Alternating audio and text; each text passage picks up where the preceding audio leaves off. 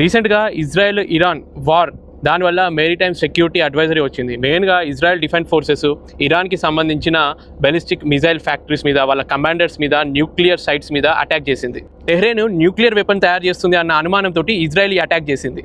ఒక్కసారి స్టార్ట్ అయిందంటే ఇది కొన్ని రోజుల వరకు కంటిన్యూ అయ్యే అవకాశాలు ఉన్నాయి. ఇరాన్ మళ్ళీ ఇజ్రాయెల్ మీద ఎయిర్ స్ట్రైక్స్, మిసైల్స్ తోటి అటాక్ చేస్తుంది, మెయిన్లీ సివిలియన్స్ ఉన్న ప్లేసెస్లో.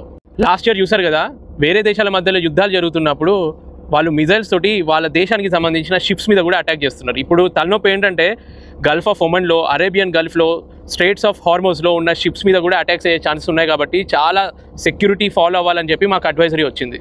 మీరు మీడియాలో కూడా చూసుండొచ్చు, ఇరానియం ఎన్రిచ్మెంట్ ఫెసిలిటీ నటాన్స్ ఇరాన్లో ఉన్న దాని మీద ఎక్స్ప్లోజన్స్ అయినట్టు మీడియాలో కూడా వచ్చింది. Israel defence forces military command centres, commanders మీద, military facilities, headquarters, nuclear sites ఇన్ని రకాలుగా అటాక్ చేస్తుంది. ఆల్మోస్ట్ ఇజ్రాయెల్ 5 రకాలుగా అటాక్ చేస్తుంది. అంటే మీరు అర్థం చేసుకోండి, 250 ఎయిర్ స్ట్రైక్స్ వాళ్ళ naval ships, submarines, fighter air crafts మీద. అపార్ట్మెంట్లలో ఉంటున్న ఐఆర్జీసీ కమాండర్స్, న్యూక్లియర్ సైంటిస్టుల మీద కూడా డైరెక్ట్ అటాక్ చేసింది, చంపేసింది. ప్రపంచంలో అసలు ఏం జరుగుతుందో కానీ అటు ఇటు పోయి షిప్లో పనిచేస్తున్న వాళ్ళకి లేనిపోని తలనొప్పి, ఎక్కడ మా షిప్ల మీద అటాక్లు అవుతాయా అని.